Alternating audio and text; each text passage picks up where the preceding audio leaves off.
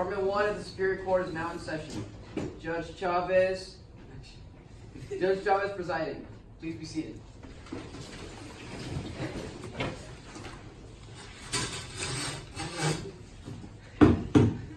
Court is now in session.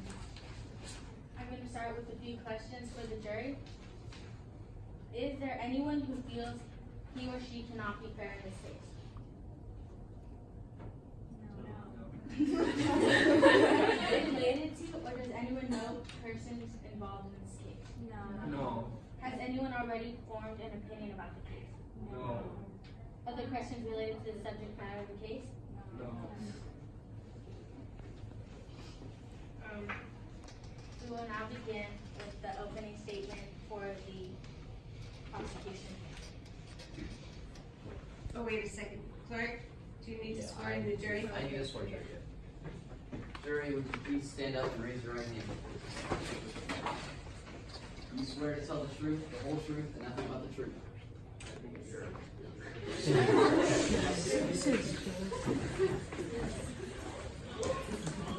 We will now begin with the opening statement for the prosecution. Your Honor, members of the jury, we're gathered here today to convict the defendant who killed a helpless old man, similar to the man seen in the picture here. We, the prosecution, move to convict the accused of murder in the first degree. If we say that he is insane, then that means he will go to an insane asylum. If he goes to an insane asylum, that can be similar to getting off free, because it's not as bad as going to jail. Now, this poor old man was killed late at night by the defendant, who was meant to be helping him. He was the caretaker of the old man. He was meant to protect him, not to hurt him. The defendant does not deserve to go unpunished by going to an insane asylum, but rather to be put to death or to be sentenced to life in prison. Now let me explain how the process of insanity works in court. In court, we have 4 rules. The M. Naughton rule: defendant either did not understand what he or she did, or failed to distinguish right from wrong because of a disease of mind. The irresistible impulse test: as a result of a mental disease, defendant was unable to control his impulses, which led to him committing a criminal act. The third rule is the Durham rule: regardless of clinical diagnosis, defendant's mental defect resulted in a criminal act. The Model Penal Code tests for legal insanity. Because of a diagnosed mental defect, the defendant either failed to understand the criminality of his acts or was unable to act within the confines of the law. Now, murder in the first degree is premeditated, meaning that the accused planned the murder before committing the act. When someone is accused of murder in the first degree, they will most likely either go to jail for life or be sentenced to death. During the course of this trial, we, the prosecution, will prove that the defendant could tell right from wrong, could control his impulses, did not have a mental defect, and could understand the criminality of his act. The accused is not insane. He's a killer, a stone-cold killer. Do not let the accused's actions go unpunished by sending him to an insane asylum. And I repeat that we, the prosecution, move to convict the accused of murder in the first degree. The prosecution rests. Thank you. Will the defense please state their opening statement? Your Honor, members of the jury, my name is Logan Henry, and my fellow attorneys representing the narrator in this case of State versus the narrator. In this trial, we hope to prove to you that our defendant, Mr. Narrator, was insane during his crime, did not tell right from wrong, and we also hope to ask from you a verdict of not guilty on the terms of insanity. Thank you. Thank you. Will the prosecution please call the first witness? We would like to call our psychiatrist, Dr. Lily Tun Brown. Thank you, please stand. Follow me. And then you sit in that chair if you want. Mrs. Lily Tun Brown, please rise. Do you swear to tell the truth, the whole truth, and nothing but the truth? I do. Very well, you may be seated. The prosecution would now like to question the witness. Dr. Lillington Brown, isn't it true that an insane man would be incapable of having such control over his actions and would not be able to restrain himself? Yes. Isn't it true that an insane man wouldn't be able to plan in such detail? Yes. Isn't it true that at the end when he hears a heartbeat, this is due to guilt and not insanity? Yes. Isn't it true that guilt proves sanity and being fully aware that his actions were wrong, meaning that he was able to tell right from wrong and he's not insane? Yes.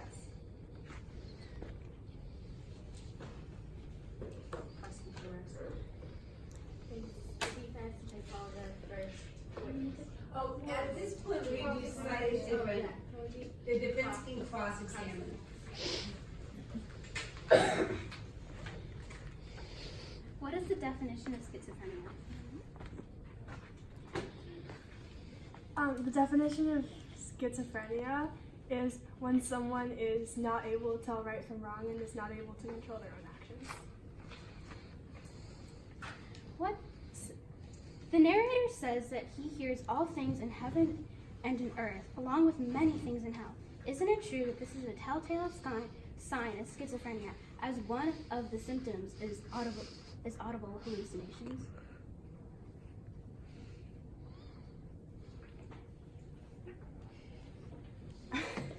Lily, just have fun with this. I don't know. I don't even know the definition. Well, Do you, as a psychiatrist, not know the definition of schizophrenia? No. According to the DSM-5, how many and how often does one have to show signs to be diagnosed with a mental illness? Do you know what the DSM-5 is? No. I did not know that I was supposed to know that information. Well, the DSM-5 is the scale that all psychiatrists are meant to use to diagnose their patients. This is something that most psychiatrists learn in college. It's one of the first things that they learn. So you're saying that you do not know this scale? I don't think anybody here knows that scale. That you, as a psychiatrist with a PhD, do not know the scale in which you are meant to use to diagnose your patients. No. The defense rests. Would the prosecution like to redirect? Would the defense please call in their first witness? We will like. Julia. We would like to call in the narrator.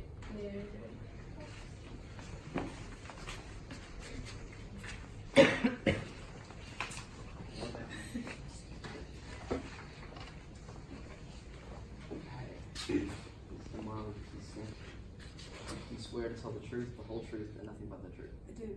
Very well. You may be seated. Why did you allegedly kill the old man?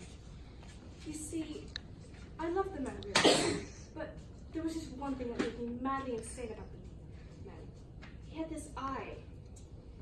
Yes, I think it was his eye. It drove me to kill him because it was the eye of a vulture, and it haunted me day and night. If this is the reason that you allegedly killed a man, then do you think that you are ridding the world of an evil? Yes, I do. So do you think that was right? The man seemed quite suspicious of me, and I was worried for myself.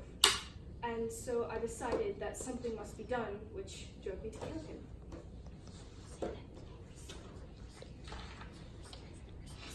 So you're scared of the eye for your personal safety? Yes. Would the prosecution like to cross-examine? Yes, we would.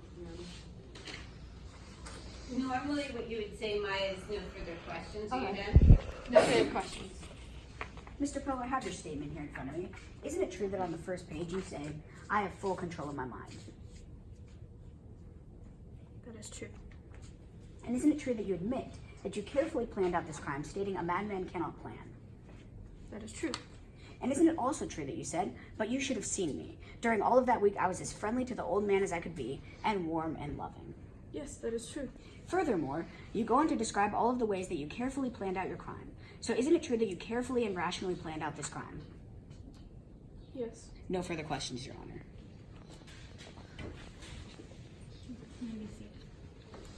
Would the prosecution like to redirect? I mean, the defense like to redirect? No.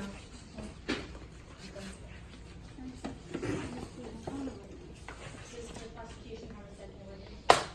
No, Your Honor. Defense have a second? Yes. The first witness, right? No, that was the second. Well, you didn't, okay, go ahead. Okay.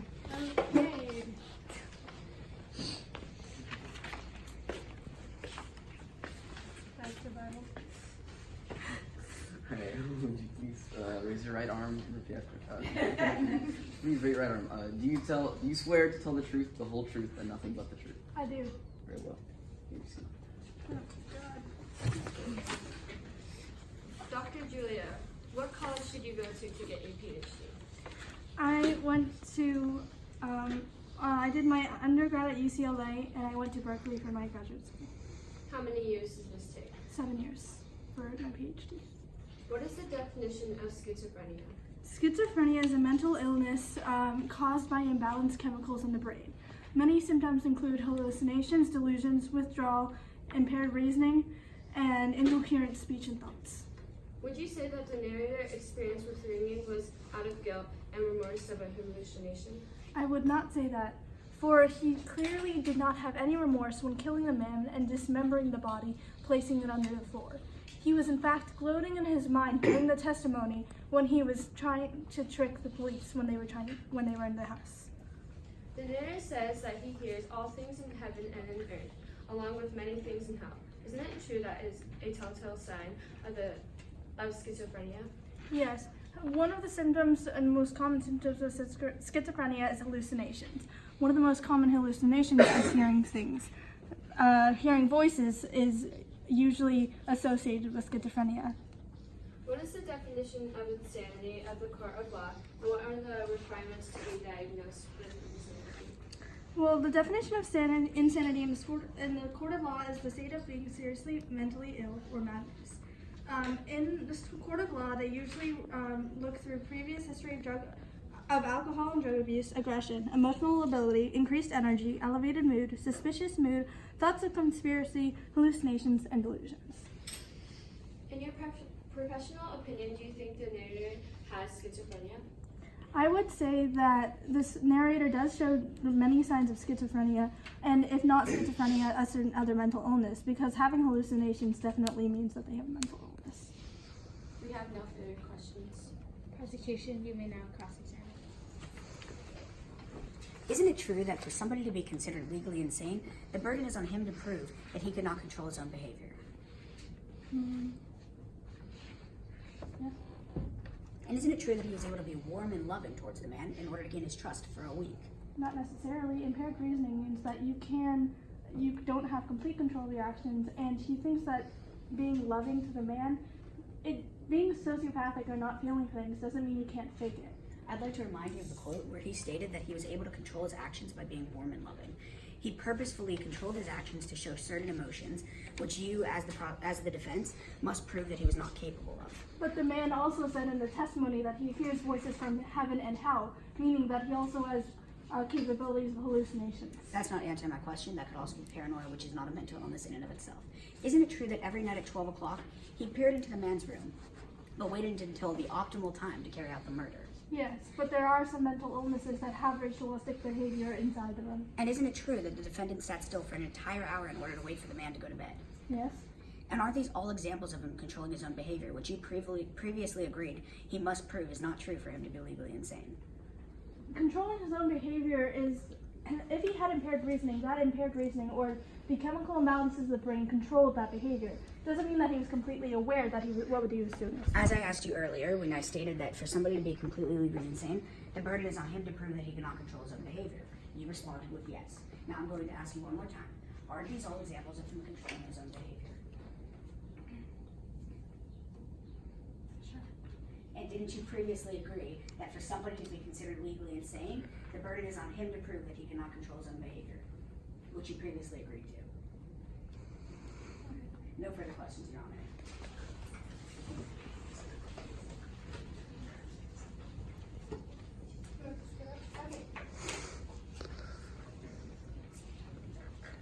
You will now hear closing statements from the prosecution.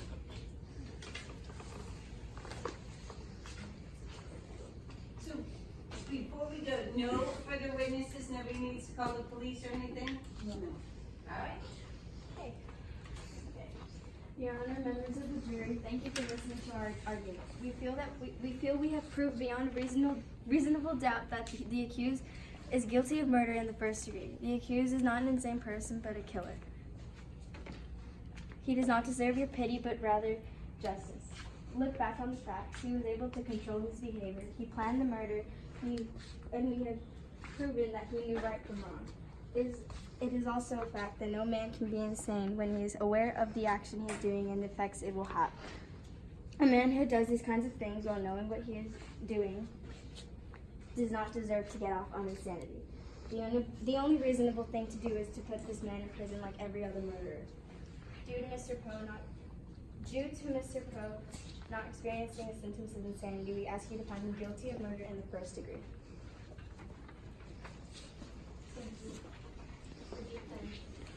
Objection. The attorney said that he was showing evidence. Sorry, I don't think you're allowed to object during closing arguments, only during the questioning. You say sustain. Sustained. The defense may now present their closing statement. Your Honor, and the members of the jury, the accused cannot be held responsible for his actions despite the kill, because at the time of the killing, he was in such a state of mind that he could not tell right from wrong, also known as insanity. The narrator is on trial for the murder of the old man, in this case, pleading insanity. So the psychologist's diagnosis of the narrator is schizophrenia, showing symptoms of auditory hallucinations, delusions, drastic mood changes, and conflicting thoughts. The narrator constantly repeats that he has a disease, hears voices in his head, and constantly denies that he has any sorts of mental illness, and that he's completely in control, which relate to delusions and auditory hallucinations. His reason for killing the old man was his evil eye, which he confirmed he believed was a legitimate reason. The narrator believed at the time that he killed the old man, he was ridding the world of the evil eye, and he truly thought that it was the right thing to do.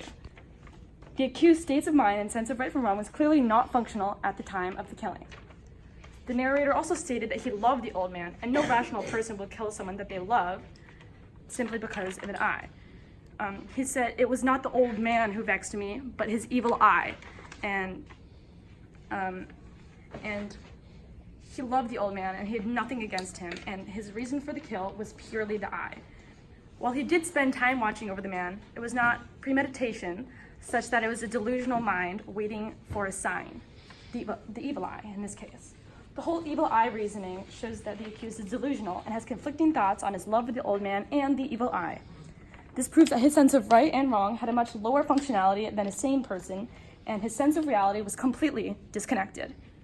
At the time of the kill, the narrator spent days observing the old man while the men slept, the narrator preparing to kill him but could not find the right time.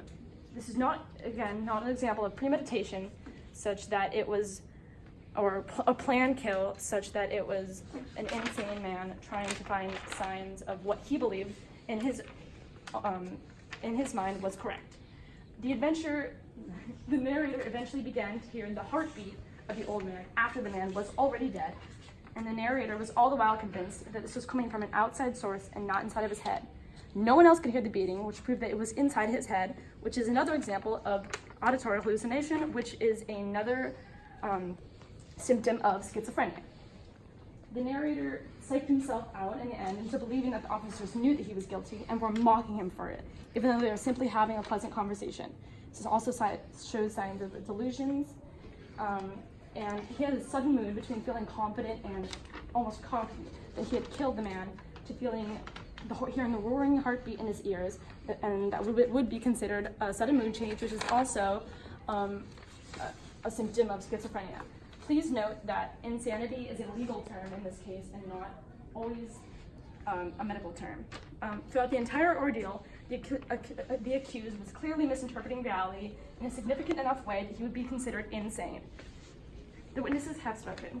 Your Honor, we ask that the accused be pleaded not guilty, for he was not in a proper state of killing and should go to a mental hospital and not be sentenced to prison or death. Thank you. The defense. Do you have this paper? So the judge is going to read something to the jury. The next step in the trial is when the jury decides whether the defendant is guilty or not guilty. Remember, not guilty is not the same thing as innocent. If all 12 jurors are unanimous in their decision, then this is the jury's verdict. You have heard several witnesses testify, including the defendant.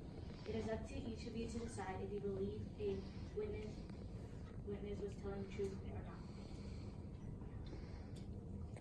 You should consider how the witness behaved on the stand and use your own common sense in deciding whether or not the witness was telling the truth. Remember that it is up to the prosecution to prove the defendant is guilty. The defense does not have to prove the defendant is innocent. If the prosecution has not proven its case, then the defendant is not guilty. Also, remember that you can only say the defendant is guilty if the prosecution has proven all three of the things the judge told you beyond a reasonable doubt.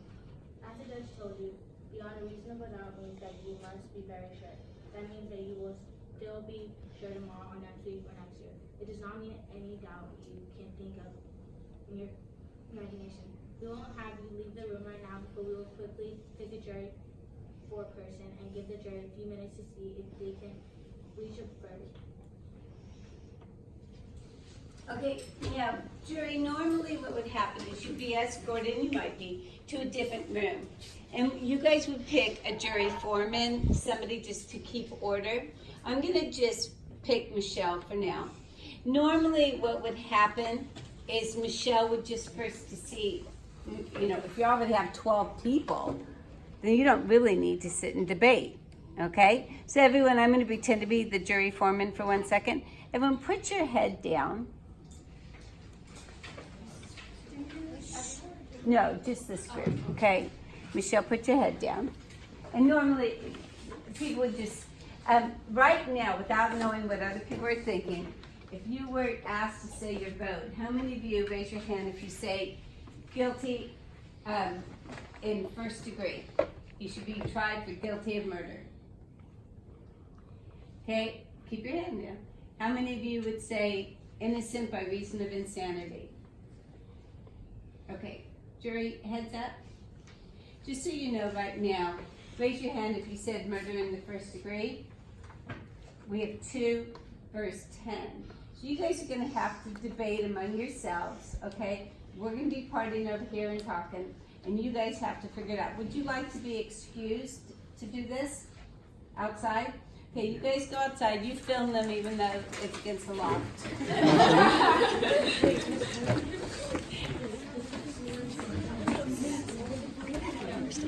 You did good.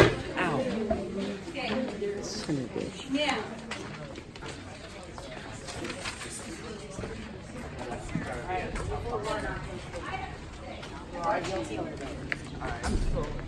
Well, yeah, he didn't feel like unwanted thoughts.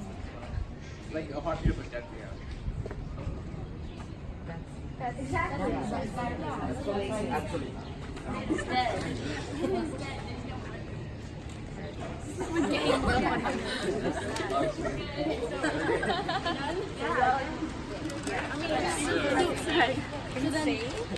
He's insane. Yeah, he's not guilty. Yeah, he's not guilty. He's not guilty. Approve the verdict. Schizophrenia Is not guilty. Is not guilty. Due to the illness. The hell? Wait, is there a script? Write it down.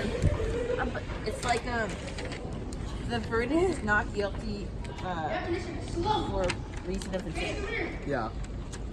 I No, agree. verdict doesn't mean accused person. Verdict means like our choice.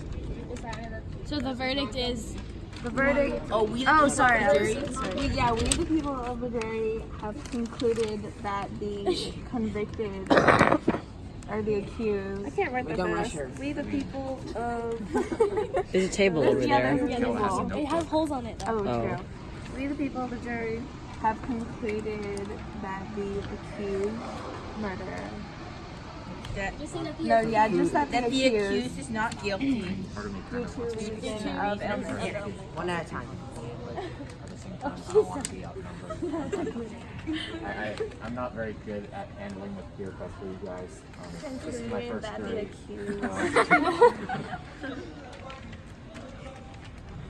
Shut up, Colin.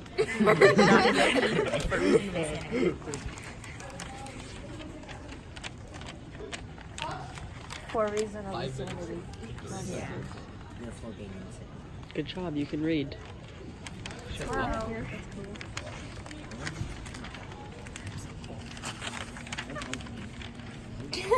Wow, okay. I think that's right.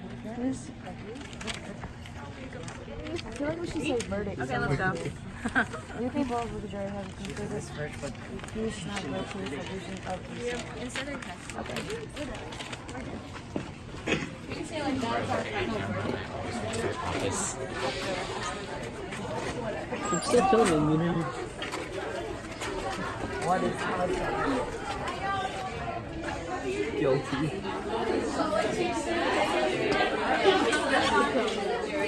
Alright, so you them to the What? I tried to do a high five and she didn't high five. I think I did. Like that. I think I did.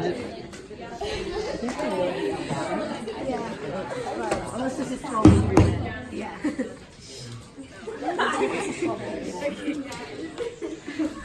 The jury foreman may now speak. We, the people of the jury, have concluded the accused is not guilty for reason of insanity. You guys do such a good job, and then sometimes if people are debating, they'll say, I want to have each jury member say that, and they'll go jury one. So just show of hands, how many of you said by reason of insanity? Okay, so everyone agrees. What happened? I want to hear, jury. Tell us. So here's what happened. We went outside and I told everyone to like split up, one side being agreed not guilty and one side agreed guilty. There was only two people, Ashish and Victor. Ashish said something that about like insanity, and we're all like, yeah, that's it's a form of not guilty. What did you say? I said that you were like the heartbeat of a dead man, so he had unwanted thoughts. And then we're all like, that means he's not guilty. Yeah. And then, so he came on this side, and then Victor was about to say something. He just gave up and threw his paper and pencil. And what did you say before you gave up? Well, like, I was thinking, because, like, well, maybe the heartbeat and, like, all that stuff makes him crazy. That's just, like, his guilt and stuff. Like, I was gonna say. You're a prosecution question. Hey, Colin, you need to get this up on YouTube, okay? Okay. All right, so Colin's gonna do his magic. Good job, Colin. Good job, Colin.